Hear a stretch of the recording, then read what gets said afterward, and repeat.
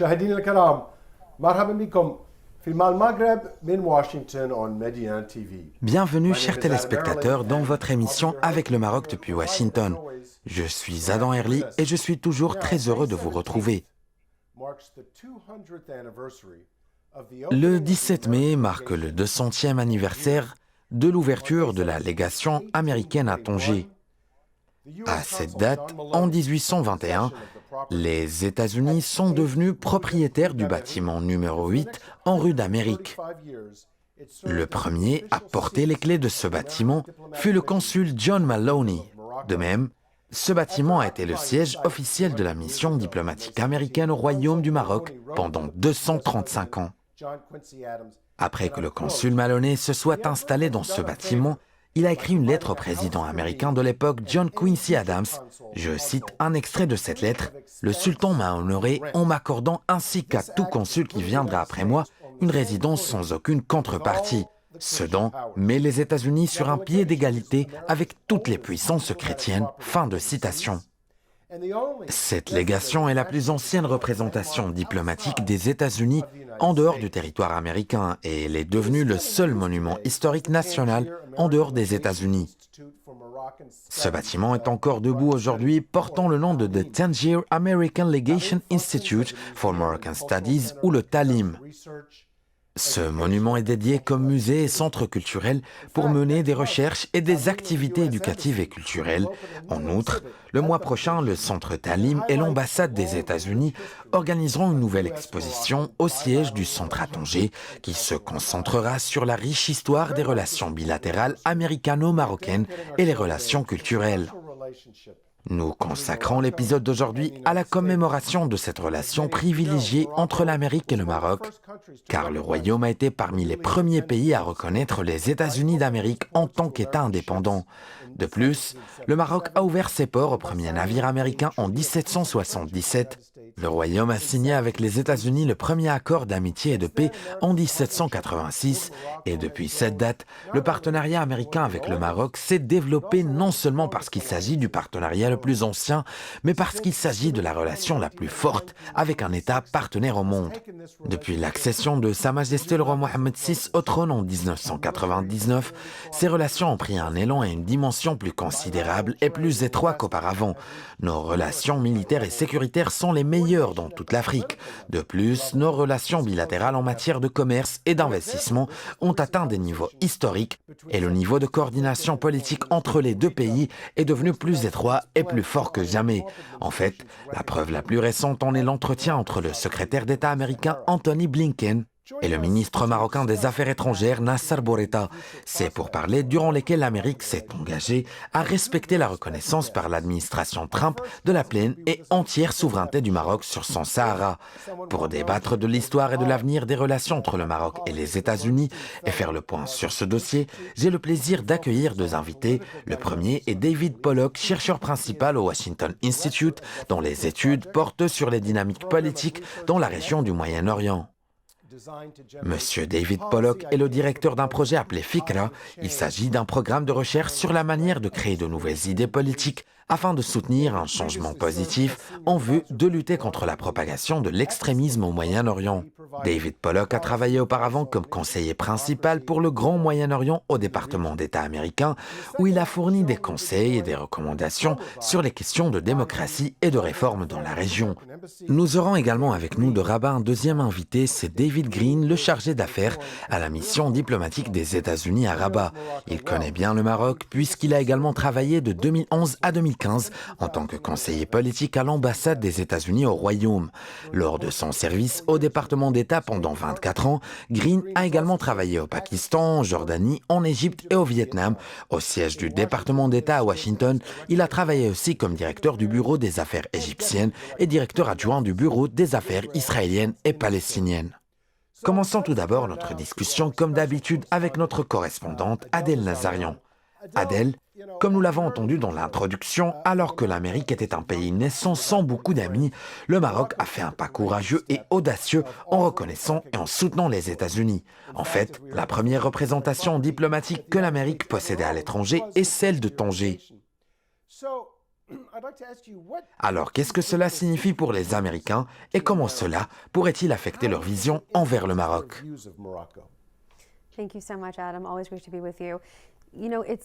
Merci beaucoup, Adam. Toujours heureuse d'être avec vous. Il est merveilleux de s'appuyer sur des exemples de la profonde amitié entre les États-Unis d'Amérique à ses débuts avec le reste du monde. Nombreux sont ceux qui souhaitent ce genre de relation avec nous et je crois que ce geste pour perpétuer la profondeur de ces relations demeure une chose importante et utile pour des relations fortes et développées entre l'Amérique et le Maroc. Je pense aussi que le peuple américain peut voir aujourd'hui que ces liens existent et se renforcent. De même, le type de ces liens n'est pas une chose étrange en Amérique, car il existe bien l'exemple de Gilbert du Motier, marquis de Lafayette, un aristocrate, officier et homme politique venu de France se battre aux côtés des Américains et qui fut l'un des premiers à faire ce sacrifice pendant la Révolution américaine. Il est le seul étranger dont sa statue se trouve à l'intérieur du hall du Congrès américain et semblable à cela vient le classement du Maroc, le pays qui parle l'arabe comme langue officielle et le français comme langue étrangère. Voilà, nous célébrons aujourd'hui ce que le royaume a fait de magnifique pour nous.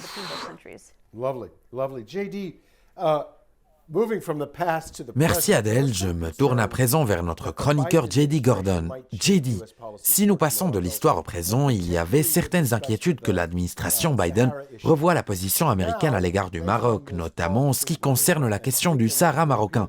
Maintenant, après cet entretien entre Anthony Blinken et Nasser Bourita, ces inquiétudes ont totalement disparu. Pensez-vous que cette relation historique particulière avec le Royaume du Maroc a joué un rôle dans la décision de l'administration Biden? Et si oui, comment?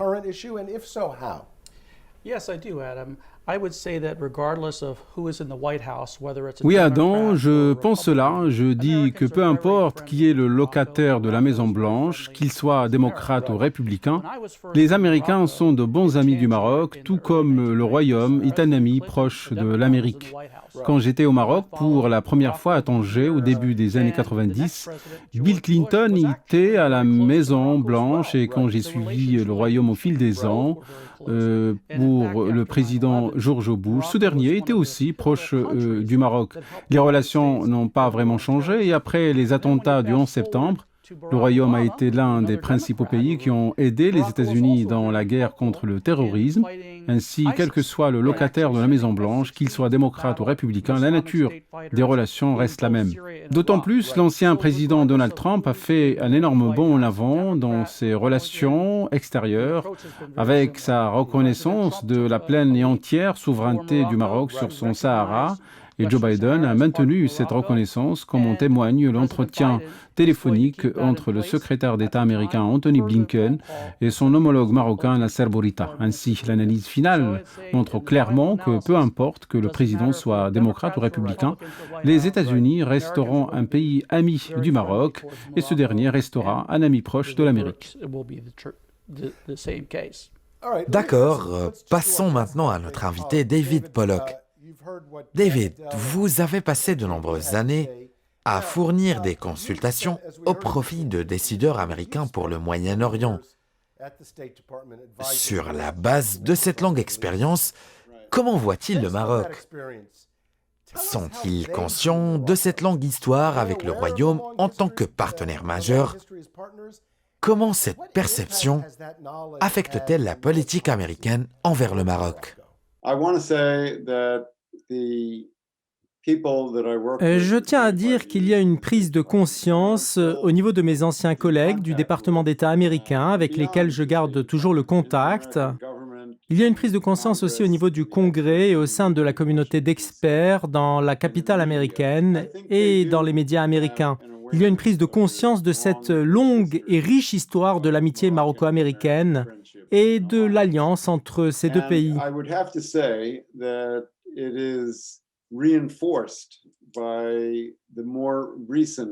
Je peux dire que cela s'est renforcé avec l'évolution récente des relations bilatérales et parce que savent les Américains, en particulier ceux qui collaborent professionnellement avec le Moyen-Orient et l'Afrique du Nord, dont le Maroc.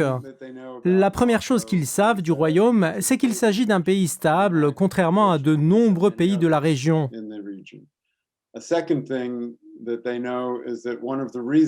La deuxième chose qu'ils savent est que l'une des raisons de cette stabilité au sein du Royaume est que le gouvernement marocain a toujours été disposé à mettre en œuvre et à introduire des réformes qui correspondent bien mieux aux besoins du peuple marocain que certains gouvernements des pays voisins du Maroc.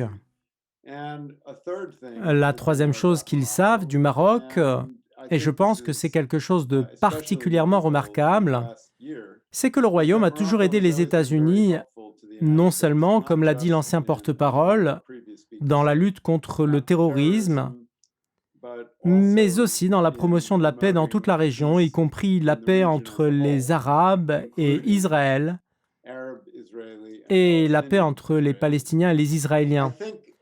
Je pense que l'essentiel des discussions importantes entre le secrétaire d'État américain Anthony Blinken et son homologue marocain Nasser Bourita a porté sur la reconnaissance par les États-Unis de la pleine et entière souveraineté du Maroc sur son Sahara. Bien sûr, cette reconnaissance était une initiative de l'administration de l'ancien président Donald Trump, et certains ici aux États-Unis se sont demandé si l'administration actuelle du président Biden maintiendrait cette position. Mais maintenant, la chose est claire, le secrétaire d'État Anthony Blinken a informé son homologue marocain que les États-Unis maintiendront cette position de la reconnaissance du Sahara. Je pense que c'était une indication claire de l'étroite amitié et de la forte alliance entre les États-Unis et le Maroc. C'était une indication claire du soutien continu du président Biden au processus de normalisation des relations entre le Maroc et Israël, et entre Israël et d'autres pays arabes qui faisaient partie de l'accord conclu sur la reconnaissance de la pleine et entière souveraineté du Royaume du Maroc sur son Sahara. Excusez-moi de vous interrompre, David, car nous allons prendre une courte pause, chers téléspectateurs. Après la pause, nous rencontrerons David Green, le chargé d'affaires à la mission diplomatique des États-Unis à Rabat. Restez avec nous.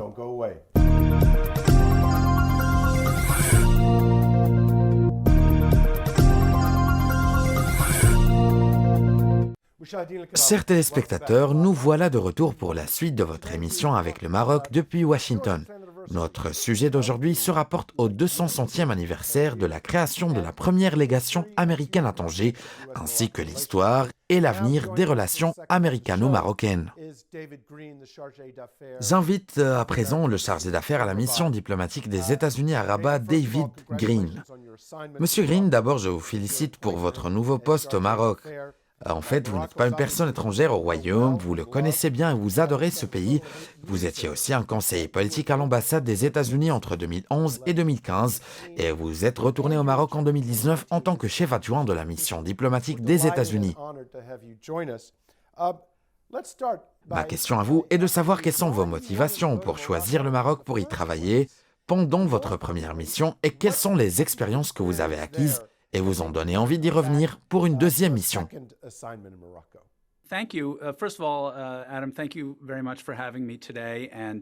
Merci Adam de m'accueillir aujourd'hui et à l'occasion de l'Aïd el-Fitr, permettez-moi de dire aux téléspectateurs Eid Mubarak. Je souhaite à tout le monde un joyeux Aïd.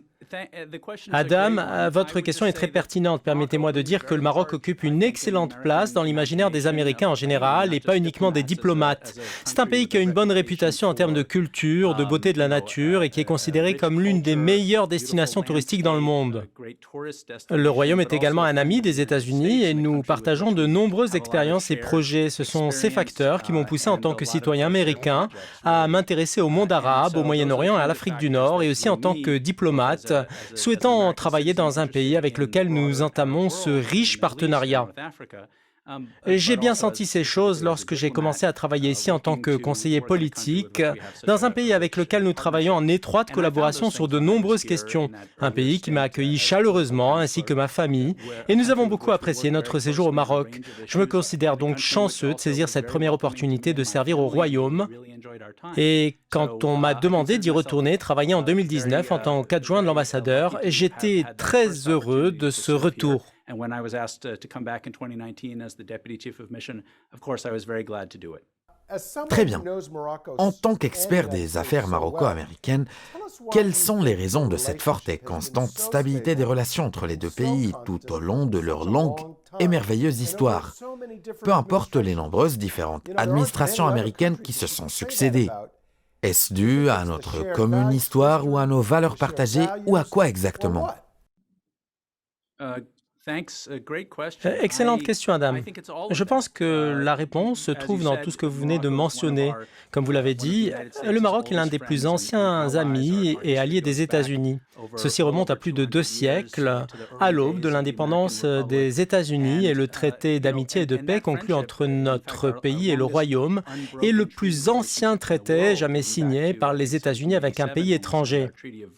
Ce traité de paix et d'amitié remonte à l'année 1787 et n'a pas été révoqué depuis cette date. En fait, il s'agit d'une relation très spéciale fondée sur ce que vous avez décrit comme étant les valeurs partagées, notre engagement en faveur de l'ordre mondial, de la paix, de la prospérité, de la liberté du commerce et les règles des relations internationales. Le Maroc a toujours soutenu les États-Unis, de même que ces derniers l'ont soutenu depuis très longtemps. Nous avons de nombreux intérêts communs, que ce soit au niveau de la sécurité, de la paix ou de la stabilité, et nous coopérons dans ces domaines d'une manière intense, ainsi que dans le développement économique durable pour le peuple marocain, et afin de créer également de nouveaux emplois pour les Américains. Nous partageons de nombreuses priorités et collaborons ensemble pour promouvoir nos intérêts nationaux qui sont la sécurité, la paix, la prospérité et le succès, non seulement pour nos deux pays, mais pour la région tout entière. Et dans de nombreux cas, nous nous trouvons à collaborer ensemble au profit des intérêts régionaux et de la stabilité mondiale à travers de nombreuses questions. Je dis donc que nous partageons ces valeurs et ces intérêts ensemble, et il y a une longue liste de choses qui caractérisent les relations maroco-américaines. Le Royaume est un allié majeur des États-Unis, même s'il n'est pas membre de l'Organisation du traité de l'Atlantique Nord, l'OTAN. Le Maroc est également un partenaire proche des États-Unis dans de nombreuses missions de maintien de la paix et de la lutte contre le terrorisme. À titre d'exemple, le commandement des États-Unis pour l'Afrique mène chaque année ses plus grands exercices militaires, African Lion, en Afrique, au Maroc, ce qui est une opportunité précieuse de formation non seulement pour les États-Unis, mais aussi pour le Maroc et un nombre croissant de partenaires africains qui y participent ou assistent en tant qu'observateurs. De ce fait, les approches sécuritaires maroco-américaines profitent à nos deux pays et bénéficient également à la région plus largement. Les autorités publiques de sécurité des deux pays collaborent ensemble dans les domaines de l'application de la loi, du renseignement et de la lutte antiterroriste, qui sont tous des domaines importants pour la sécurité des deux pays et pour la sécurité de la région tout entière. Nous avons vraiment réalisé de grands succès en collaborant ensemble. Voilà l'aspect sécuritaire, mais bien évidemment, nous sommes liés par des liens économiques profonds, puisque le Royaume est le seul pays africain signataire d'un accord de libre-échange avec les États-Unis, et l'année 2021 marque le 15e anniversaire de l'accord de libre-échange, l'ALE, entre les États-Unis et le Maroc, ce qui a permis de créer de la richesse et de soutenir la prospérité dans nos deux pays. En effet, avant la pandémie de coronavirus en 2019, le volume des échanges commerciaux entre nos deux pays atteignait 5 milliards de dollars, ce qui représentait une forte hausse par rapport aux années précédentes. Nous y voyons de nombreux avantages pour nos deux pays. Et puis il y a un autre domaine qui a connu un fort développement avant la propagation de la COVID-19, c'est le nombre d'Américains qui ont visité le Maroc en tant que touristes. Ils ont été près d'un demi-million et nous espérons bien qu'à l'issue de la campagne de vaccination, quand l'espace aérien rouvrira et que la pandémie sera maîtrisée, maîtrisé, le nombre de touristes américains visitant le royaume repartira à la hausse pour profiter des destinations touristiques du Maroc et contribuer à la prospérité de l'économie marocaine.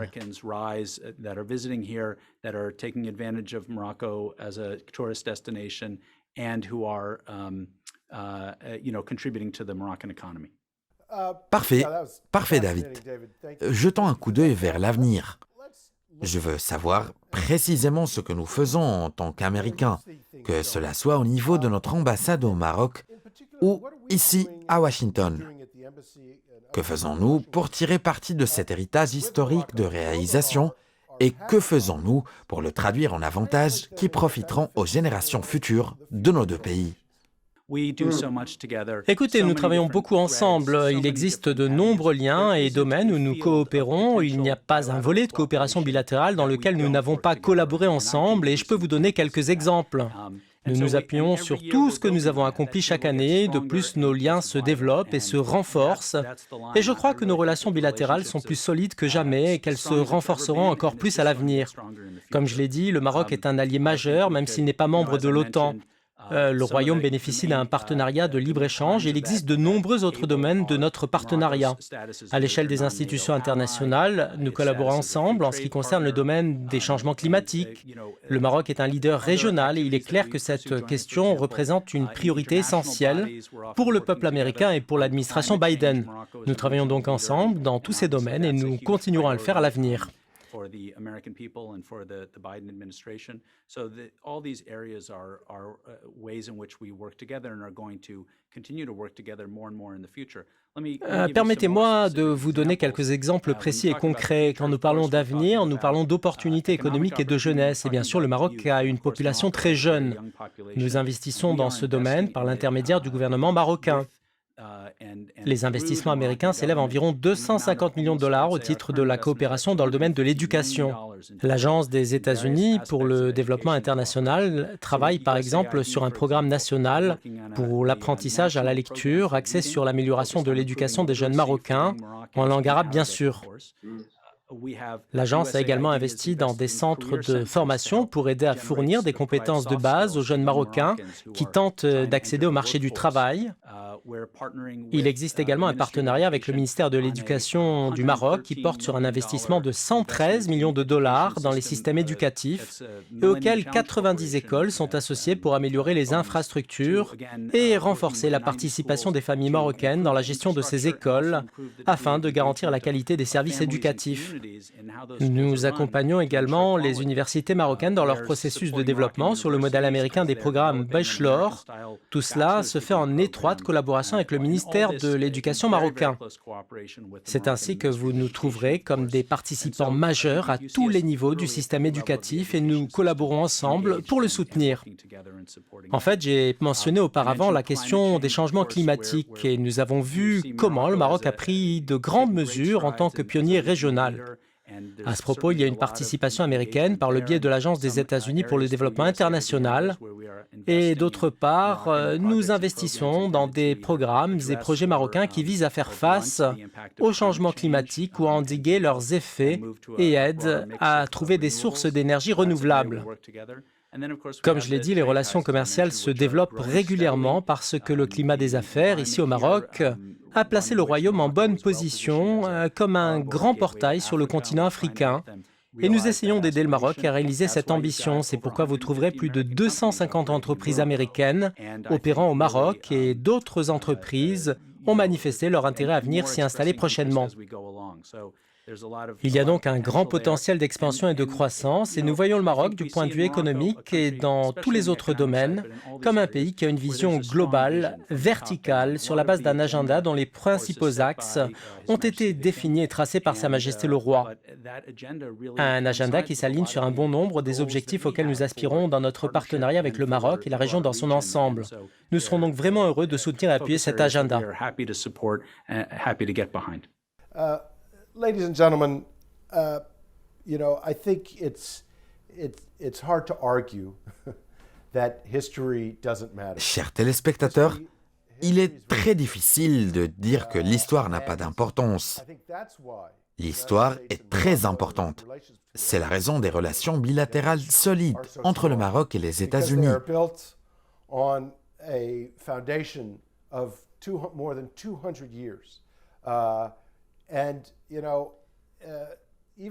Car ce sont des relations basées sur des fondations solides qui datent de 200 ans et malgré l'âge de ces longues relations, de nombreuses administrations américaines successives, même dans les circonstances les plus sombres et les plus vulnérables,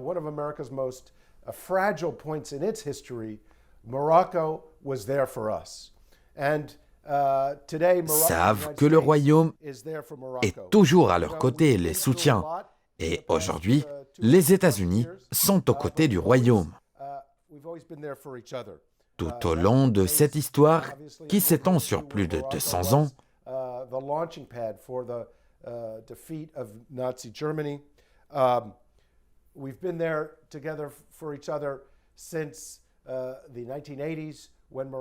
nous nous sommes soutenus mutuellement, par exemple, pendant la Seconde Guerre mondiale. Le Maroc était un pilier majeur pour la défaite de l'Allemagne nazie. D'autant plus, nous nous sommes également soutenus dans les années 1980, lorsque le Maroc a joué un rôle central dans la conclusion d'accords de paix israélo-arabes et pendant les attentats terroristes du 11 septembre. Le Maroc a été le premier à se tenir à nos côtés dans la guerre contre Al-Qaïda et l'extrémisme au Moyen-Orient.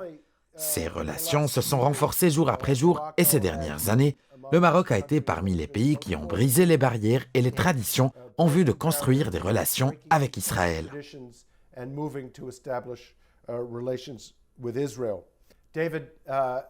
À la fin de cet épisode, je tiens à vous remercier David Green, chargé d'affaires à la mission diplomatique des États-Unis à Rabat. C'était un honneur de vous avoir aujourd'hui dans cet épisode. Je remercie également notre correspondante Adèle Nazarian et notre chroniqueur J.D. Gordon. Je remercie également David Pollock, notre invité dans la première partie de l'épisode, et merci à vous, chers téléspectateurs, pour votre attention. Mes sincères félicitations pour le 200e anniversaire de la création de la légation américaine de Tanger. À très bientôt.